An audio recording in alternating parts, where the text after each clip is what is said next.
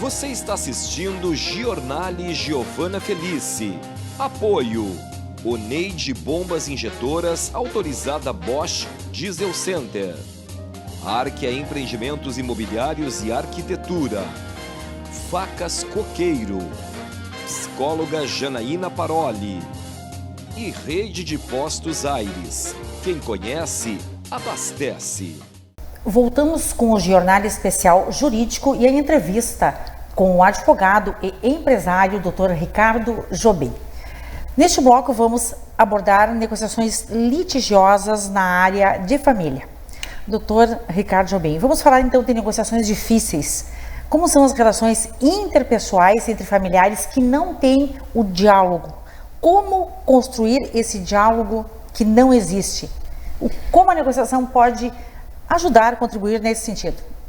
Tem um dos cursos que eu fiz em Harvard, ele se chama Difficult Conversations, que eram conversações difíceis e tinha um foco em negociação entre familiares, entre pessoas que estão entrando em desacordos familiares, negociação com terroristas e negociação de comunicação em gerenciamento de crise, como, por exemplo, comunicar às famílias que perderam seus familiares em desastres aéreos. Até isso daí a gente trouxe para um campo experimental e é interessante porque o americano, ele matematiza inclusive a ciência humana para compreender quais são as decisões que devem ser tomadas nessa condução.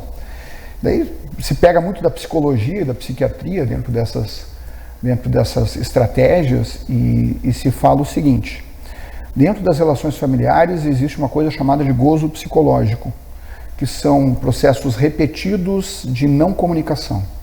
A pessoa fala a mesma coisa sempre, reclama da mesma coisa, a outra reage da mesma forma. E daí, quando passam-se os meses, os anos e continua esse processo, é um círculo vicioso que a gente chama, as pessoas estabelecem que não conseguem mais conversar mais, assim como um casal que está em vias de rompimento. Esse diálogo acaba. Então a gente tem desde algumas técnicas da psicoterapia que são fundamentais para a gente conseguir conversar, que é desde a empatização, da paráfrase ou da inquirição, que são métodos de comunicação aplicados que primeiro rompem com essa estrutura de repetição, né? Porque a gente sabe que as conversas dentro das famílias elas são emocionais e são lógicas, mas prioriza a conversa lógica através do rompimento da forma de comunicação que antes era adotada. Por exemplo, a melhor forma de se comunicar não é afirmando as coisas, é fazendo perguntas. Mas quando se faz perguntas sem ouvir as respostas, não adianta perguntar. Não há evolução na negociação. Exato. As perguntas com intuito meramente manipulatório, a pessoa percebe onde a pessoa quer chegar. A questão toda é fazer perguntas para os outros e para si mesmos. Ou seja, eu consigo aceitar determinado fato que eu não aceito? Se eu tiver um rompimento conjugal, quais seriam as consequências? Para mim, para os meus filhos? Ou às vezes é muito comum entre pais e filhos isso também, ou entre irmãos, sabe? Que não se falam às vezes por anos, por milênios, e eles não querem ter uma comunicação emocional, mas às vezes eles querem justificar porque tomaram decisões erradas no passado. E romperam laços e eventualmente elas podem ter aprendido alguma coisa, porque as pessoas evoluem, né? Via de regra, evoluem. Então, quando a gente traz de novo esse conflito, a forma de falar é muito importante. Porque se tu quer conversar com uma pessoa que não te ouve, pode ter certeza que argumentar não funciona. Ela não quer te ouvir. Esquece. Mas quando tu pergunta, tu confia o senso ético dela para fazer análises. Tá? Então, se tu chega uma pessoa e diz, olha, eu já sei como tu pensa que tu já falou, e tu já sabe como eu penso. Posso te fazer uma pergunta? Na pergunta eu faço uma proposta de uma reflexão conforme os meus valores. Uma reflexão. Mas quando eu passo a bola para o outro fazer essa reflexão, naturalmente que ela tem que entregar um raciocínio que contemple a maior variedade de fatores que possam influenciar essa decisão. Sim, e de informações. E de informações, mas ao mesmo tempo é um ato de confiança. Se eu estou brigando com alguém e digo, me diz uma coisa, uma pergunta aberta, tipo assim, me mostra o que eu não estou enxergando, porque eu não estou te entendendo. Me explica de novo. Me mostra o que eu não estou conseguindo enxergar. Me explica. Olha só como uma pergunta poderosa. Outra pergunta é dizer, A gente não para de brigar. Mas afinal, o que é importante para ti? O que é importante para ti? Perguntas abertas, com uma capacidade de gerar reflexões mais profundas, que desarmam esse ciclo vicioso do gozo psicológico, sabe? E fazer isso é uma arte. É uma excelente estratégia. Não, é que a gente fala, por exemplo, lá em Harvard, a gente treina inquirição, treina empatização, treina paráfrase e treina como fazer isso do jeito certo. Na mediação, a gente traz, que é um outro curso que eu fiz, que no processo de mediação a gente consegue entender exatamente qual é o papel e até que ponto tu pode assumir responsabilidade naquilo que tu está dizendo, até que ponto não é a tua responsabilidade, sabe? Então, toda essa forma de comunicação, ela exige treinamento. E é um treinamento que, olha que, como eu disse, para a gente ganhar maturidade, sim, né? Porque ela te dá um tapa na cara esse treinamento, porque ela te ensina a ouvir ativamente, o active listening, muitos falam disso em negociação, porque uma coisa é falar disso, tá? E falar de teoria, outra coisa é experimentar na prática. E todo o método socrático de Harvard funciona como? Te dá um exercício, tu vai lá, faz, erra, depois eles analisam o teu erro. Mas ninguém te ensina nada. Eles te expõem ao erro como forma de aprendizado. Tu grava e nunca mais esquece. Só que de repente tu começa a aplicar essas estratégias dentro de casa. Técnicas. Essas técnicas. Podemos chamar de técnicas. Essas técnicas, mas é que quando se fala técnica, sabe, parece que a pessoa que domina a técnica, que ela tem um poder, sim, absurdo. Na verdade, não. Porque essa técnica, ela não faz só tu aprender a fazer pergunta para os outros. Ela faz aquilo que é mais difícil, que é tu aprender a te perguntar sobre os teus conceitos, questionar a si mesmo aquilo que tu pode ter errado, aquilo que pode estar certo. Ela te obriga a evoluir. Claro. Ela te obriga. Porque aí você identifica em você mesmo algumas deficiências que talvez não... Talvez tu perceba que a culpa é tua. Exato. Sabe? E isso requer maturidade. Muita maturidade. Muita maturidade. Quem consegue trabalhar isso daí, geralmente toma decisões mais acertadas na vida pessoal. Então, quando quer construir pontes de conversa entre familiares, por exemplo, tem marido e mulher que estão brigando que não param.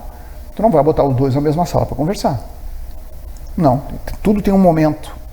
Tu precisa identificar o que um lado está falando, identificar o que o outro lado está falando, saber desativar os sentimentos para que haja uma negociação patrimonial, afinal se trata disso, ou negociação no que diz respeito à guarda de filhos, alimentos, a situação de como a nova rotina vai se estabelecer.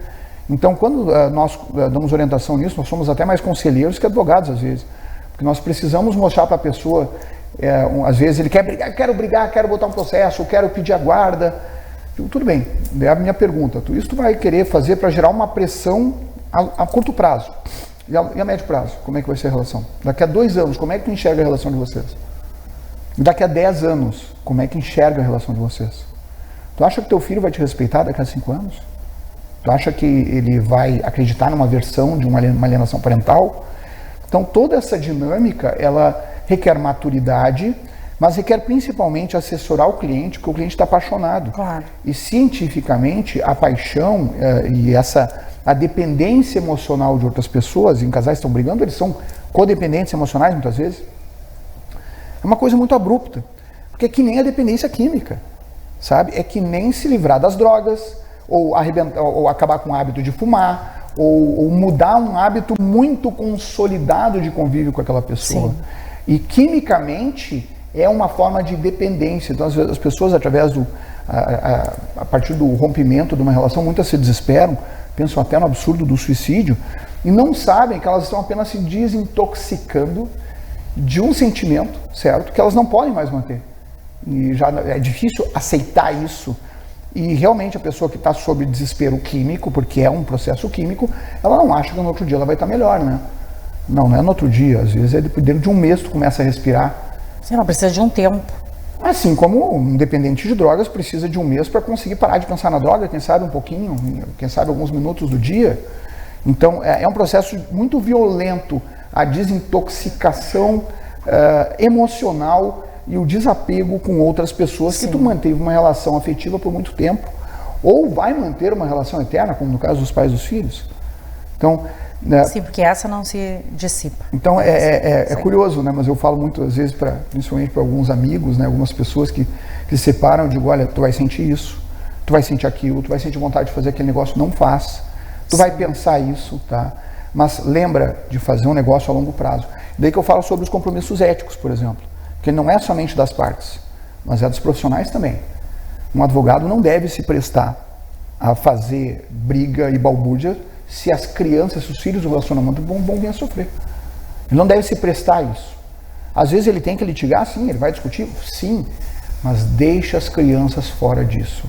Instruam os seus clientes para que as crianças não se contaminem, porque elas já estão sofrendo demais com o que está acontecendo. Preservem as crianças. E daí os pais, muito infantis na forma de pensar, começam a utilizar a estrutura dos filhos para quê?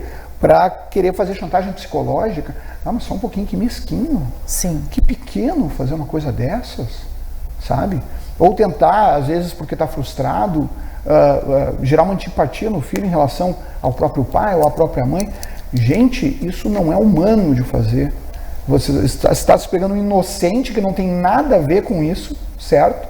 Inocente que deveria estar sendo amado e protegido e está aumentando o tormento dele.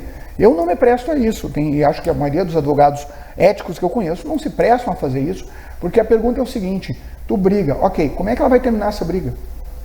Quando todo mundo se xingar, quando todo mundo falar o que pensa, quando o juiz tomar a decisão, como é que vai acabar? O pai vai continuar sendo pai, a mãe vai continuar sendo mãe, e os filhos vão continuar lá e vão continuar tendo as mesmas necessidades, certo?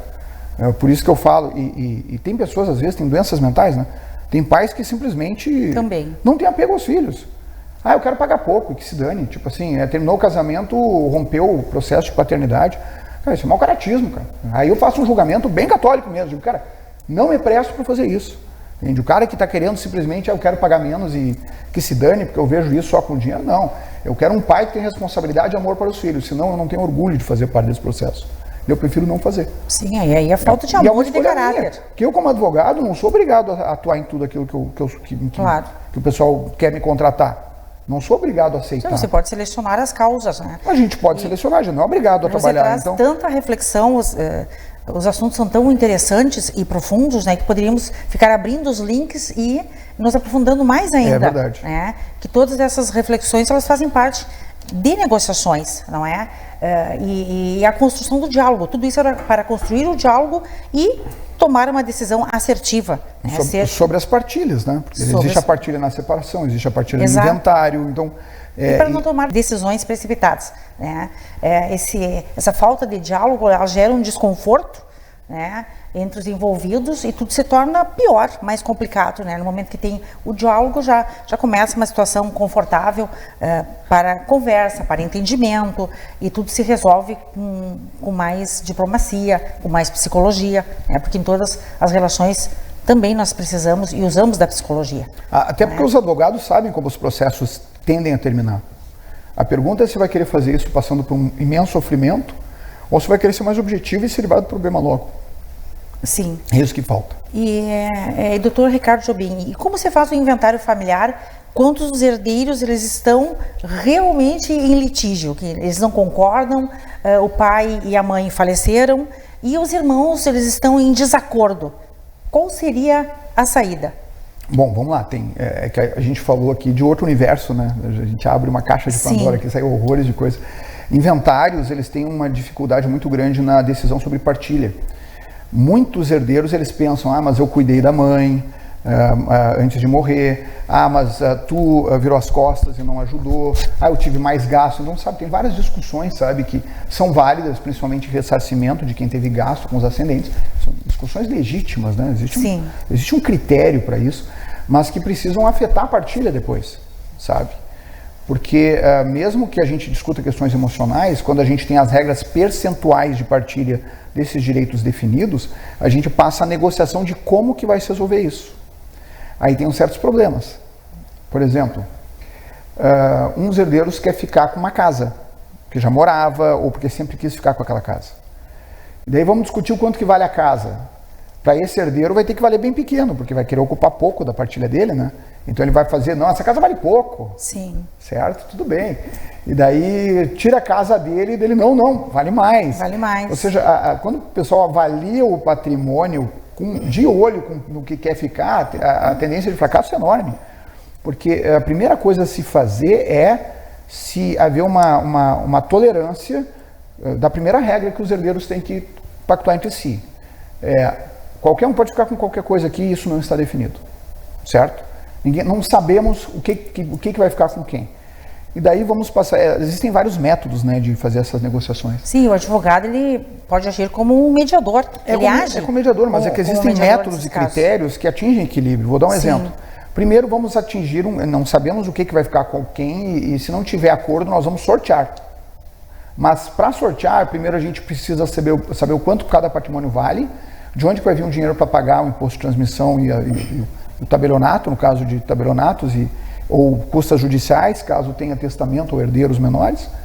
Né? Então, vão se discutir de como que vai se fazer isso. Então, se avalia o patrimônio primeiro. Todo mundo concorda que esse patrimônio vale isso? Concordamos. Ok. Agora, uma outra sugestão. Cada um dá 3 sugestões de partilha que aceitaria, no que diz respeito à sua parte, considerando que o patrimônio vale. Eu aceitaria essa casa, mais um percentual aqui. Eu aceitaria isso, mais aquilo. 3, ok. Daí o advogado pega, todo mundo em envelopes separados, sem se comunicar, tá? Pega e vê se é compatível. Se não for compatível, vão ser poucos pontos, geralmente, porque todo mundo vai ter o seu plano A, plano B e plano C. E se não for compatível, tu consegue ainda trabalhar um ponto de divergência. E se esse ponto de divergência continuar persistindo, sorteio. Sorteio. Pronto, se resolve. Porque o que nós temos realmente complexo, né? É complexo, mas o que nós demorado temos toda essa questão familiar. Pior de tudo, assim, o mais difícil às vezes é o pessoal consentir quanto a avaliações, né? Eu digo avaliações, o que eu costumo dizer? De tanto a tanto. Às vezes cada um vai lá e dá uma avaliação diferente. O que eu faço? Às vezes eu somo as avaliações e largo a média. Ó, pode ser a média? Se tu está dizendo que vale 10, tu está dizendo que vale 8, tu está dizendo que vale 9, é 9. Claro. Certo? Fechou 9, ótimo. Todo mundo assina aqui. Compromisso, daí passa o segundo passo, que é a negociação. Mas, geralmente, quando a gente começa a discutir essas dinâmicas, os interesses já começam a enxergar a realidade final. E isso facilita muito o processo de diálogo para acordo. Porque uma coisa que eu não recomendo, certo? Vamos discutir o que fica com quem antes de dar avaliação dos bens. Não façam isso. Não façam isso que vai dar briga. Eu quero tal coisa, eu quero isso, eu quero aquilo. Ah, tu quer, vale quanto? Daí começa a briga, porque existe uma compensação entre patrimônios de valores diferentes. E daí como é que funciona? Então, esses métodos, eles estão sempre aí. Eu sempre digo, primeira coisa é avaliação consentida por todos. E a partir daí se constrói. Tá? Se a pessoa concordar com os critérios de regra e que essa regra possa surtir até o sorteio, tá? Está estabelecido a solução. Porque eles já consentiram no método para atingir o equilíbrio. E o método é perfeito. Ninguém vai poder questionar o método. O método é equilibrado, ninguém fica para trás, certo? E eu sempre digo que, como avaliações são subjetivas, né, um apartamento pode valer 300 mil ou 250, depende da opinião do corretor, né? Precisa ter tolerância, sabe? Tem que haver uma certa tolerância, uma flexibilidade de todos, senão fica matematicamente impossível tu terminar um acordo de partilha. Realmente. Isso vale para casais também. É complexo, né? E ainda voltando no assunto de casais, né? Que você já adentrou nesse assunto, mas que é uma questão delicada e que merece mais atenção, né? Por exemplo, no início do casamento tudo são flores, né? Muitos casamentos eles perduram para sempre, né? E que é o que se deseja, que seja eterno, mas muitos, né, mais da metade. Acabam tendo um outro desfecho, né, em função da própria evolução, como você já ponderou, as pessoas evoluem, as pessoas mudam e percebem que não estão mais felizes e querem mudar o rumo das suas vidas, né? E estão com dificuldade de comunicar em relação a essa separação, especialmente quando quando tem filhos envolvidos. Então, e muitas vezes falta essa coragem, né? Então, doutor Ricardo Jobim, dentro o nosso tema negociações litigiosas, como comunicar uma separação? Qual o melhor caminho? Depende muito do que acontece no casal. Por exemplo, se tem traição, a coisa fica mais complicada. E se a pessoa vai encerrar um casamento porque já tem um outro caso, eticamente fica muito mais difícil esse processo. Eu sempre costumo dizer que ninguém é obrigado a se manter casado.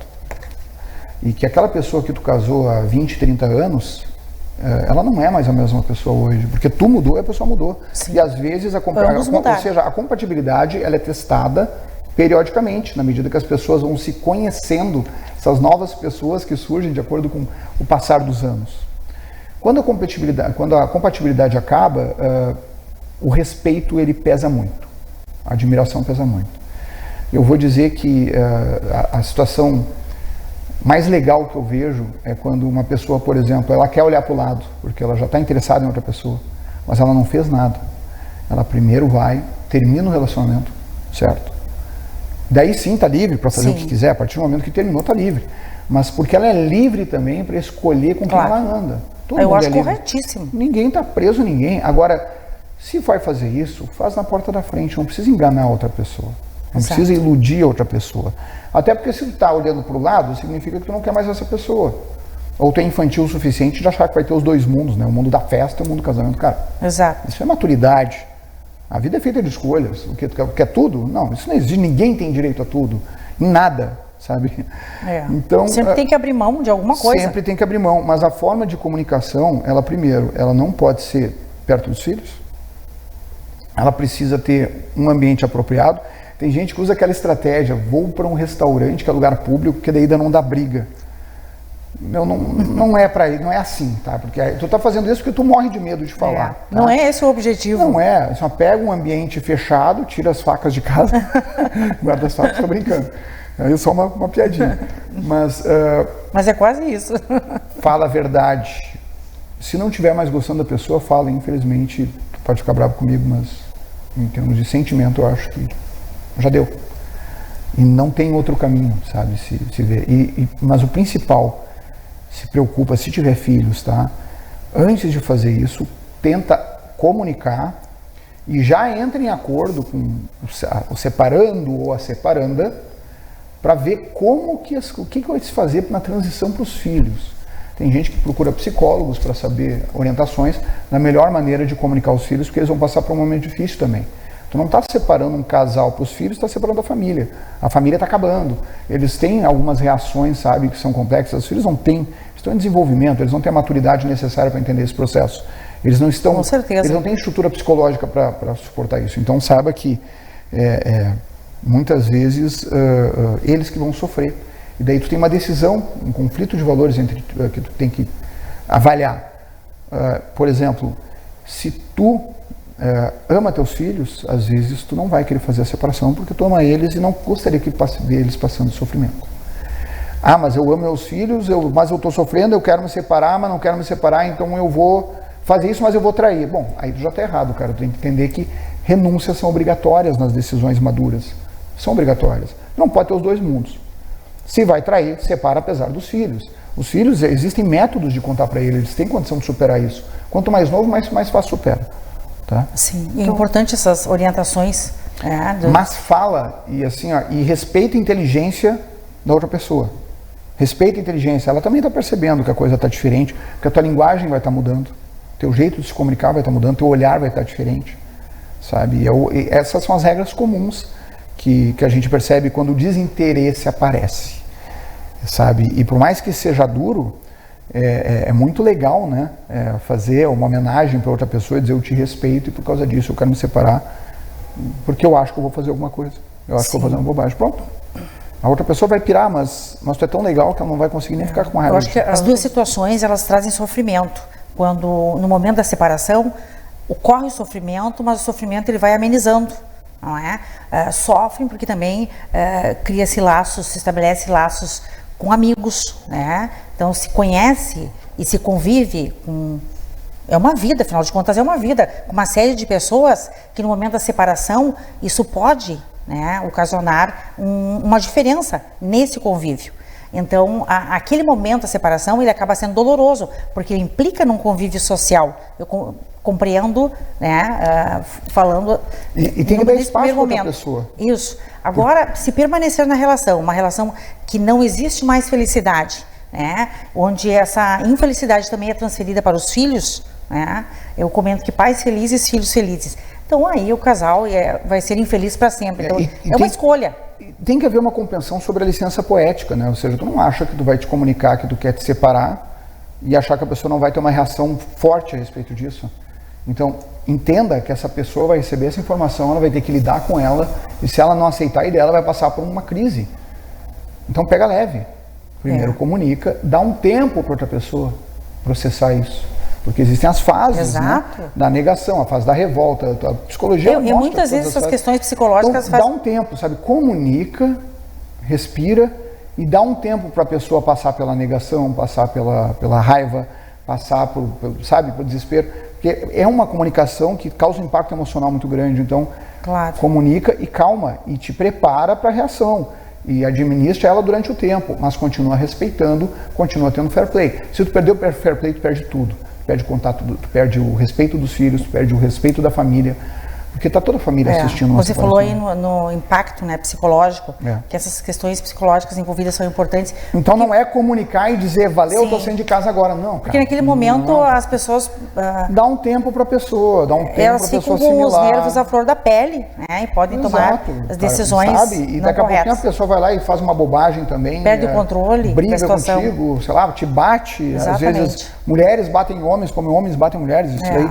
Sabe, o processo emocional é muito profundo, então a gente tem que ter ideia do que está por vir, sabe? Não dá para subestimar as reações das outras pessoas. E muito menos aquele negócio, tô saindo amanhã também. Tipo, passo refrigerante. Pessoal, tu quer me separar de ti, passo refrigerante. Não.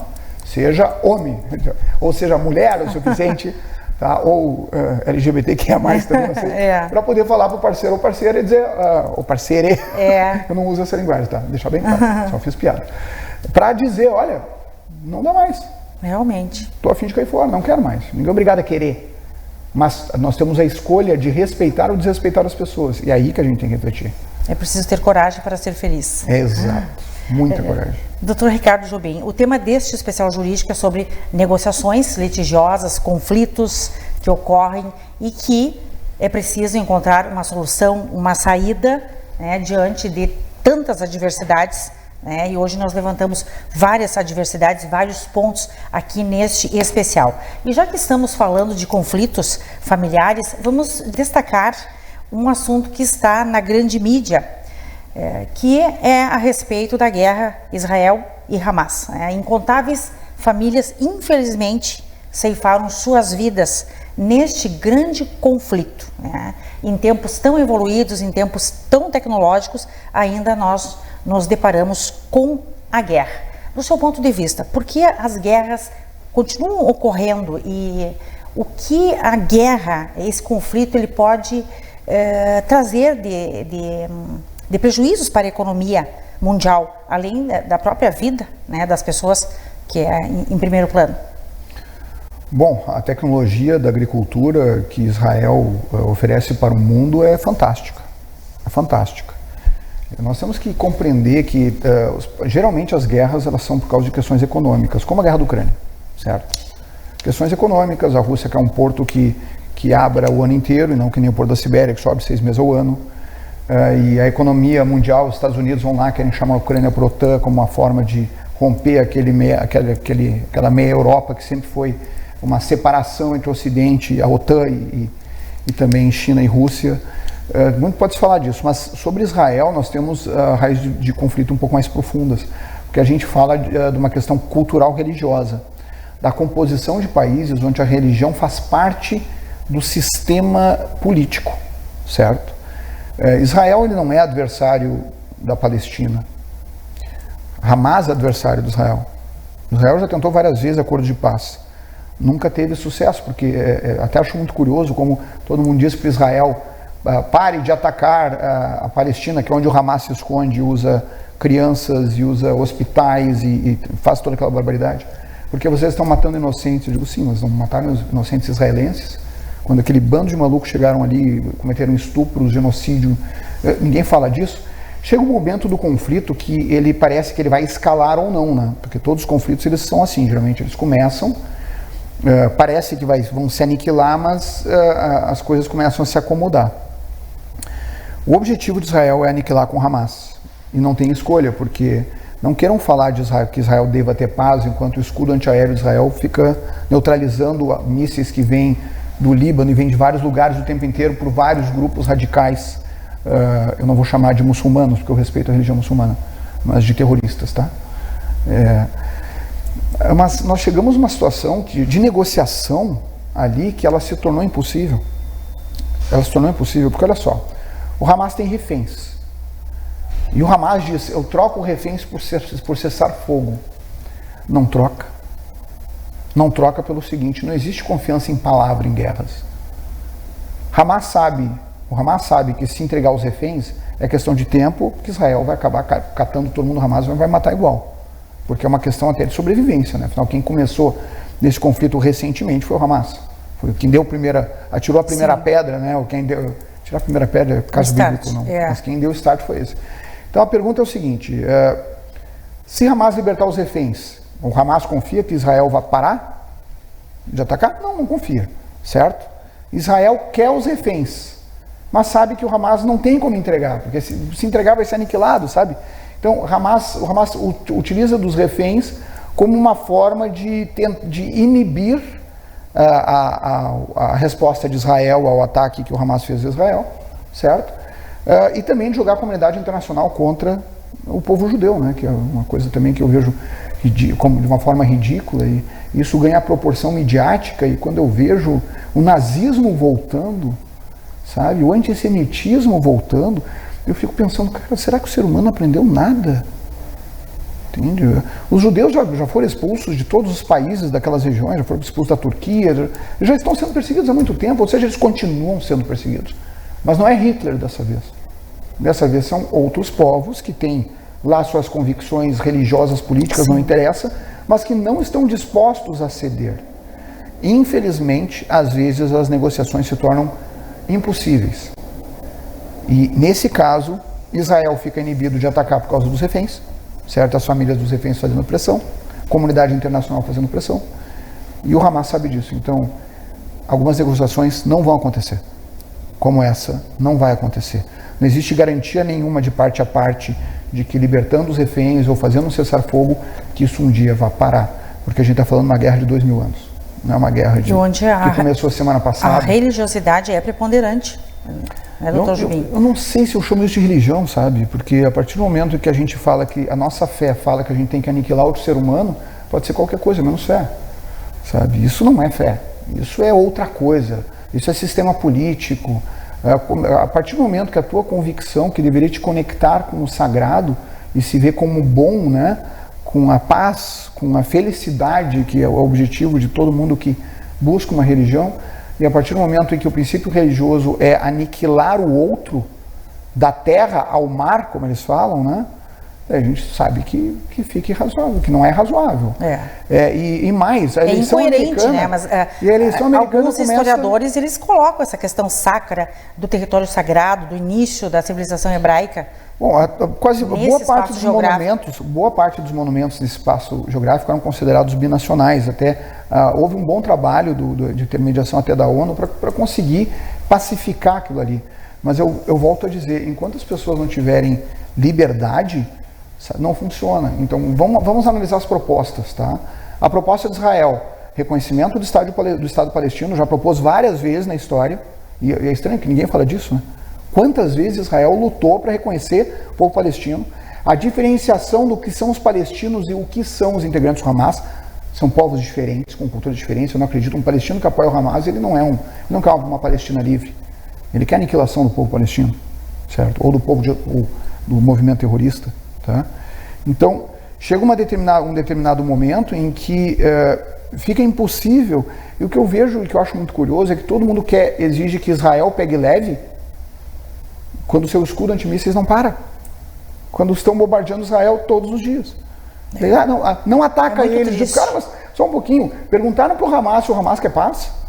Não, só estão perguntando para Israel, né? Ou seja, continue sendo atacado e não faça nada. Isso não é uma proposta razoável em negociação em qualquer lugar do mundo. Por isso que eu digo, infelizmente, isso daí só vai acabar quando os grupos terroristas forem aniquilados. Não vai haver negociação quanto a isso. Porque cada vez aumenta mais a hostilidade, né? Exato. E a guerra se estende. Se sobreviver assim como o número de mortos. Se algum refém restar vivo, tá? depois que o Hamas for localizado, as lideranças dentro da Palestina forem mortas, certo? Ou presas, a gente vai saber o efeito prático dessa guerra. Mas tanto faz, porque tu tem o Hamas, mas tu tem o Hezbollah, tu tem vários outros grupos terroristas que continuam fazendo uma frente que é impossível de combater. Eu digo, o problema todo da origem dessa guerra é que é uma guerra cultural. Cultural. Extremamente. Cultural. Essa daí ninguém vai solucionar.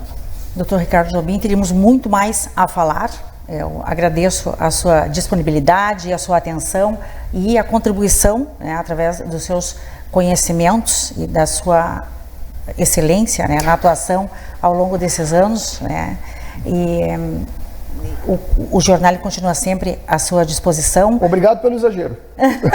Sua visão empreendedora no saber jurídico certamente contribui com os nossos telespectadores, não só o telespectador do jornal, mas também de outros programas que nós temos aqui na TV Santa Maria, que você é convidado a participar. Então, eu estou agradecendo a sua contribuição em nome de todos, né, os programas que você já participa aqui, né, e continuará participando, sempre solícito e nos trazendo conhecimento, né, sendo bastante estudioso em todas essas situações, né, como eu lhe falei inicialmente, você é um profissional multifacetado. Então, certamente que o nosso telespectador agradece por isso. Foi um imenso prazer recebê-lo aqui e volte sempre, né? A casa é sua, portanto, sinta-se em casa. Obrigado, Giovana. Eu fico muito feliz de participar da criação e ter atuado como fundadora da TV Santa Maria, que é um projeto que todo mundo também nos chamava de louco, né? O que esses caras acham que vão fazer programação própria por tanto tempo? Na época, eu, o André Trevisan, o Ayrton, brigávamos tanto. A gente tinha o Nicola, o Mauro Castanho, a Seura, a gente fez todo trabalho nisso daí. E daí a gente é uma realidade há quantos anos já? 11 anos? 14 anos. 14 anos, cara. Já foi 14 Estamos anos. aí firmes e fortes. Eu fico muito feliz de ver a Giovana, que é essa jornalista de postura, jornalista de classe, de conteúdo, sabe? Eu tenho uma honra imensa de ser entrevistado por ti. Muito obrigada. Porque eu te respeito muito, tá? E acho que o teu trabalho é fantástico. Muito obrigada. Fico lisonjeada com suas palavras. E o jornal, como lhe falei, continua à disposição. Obrigado. E no próximo bloco teremos música aqui no Jornal em homenagem à primeira edição do especial jurídico, com a participação de integrantes da banda Pro Hits. Não saia daí, o Jornal continua imperdível.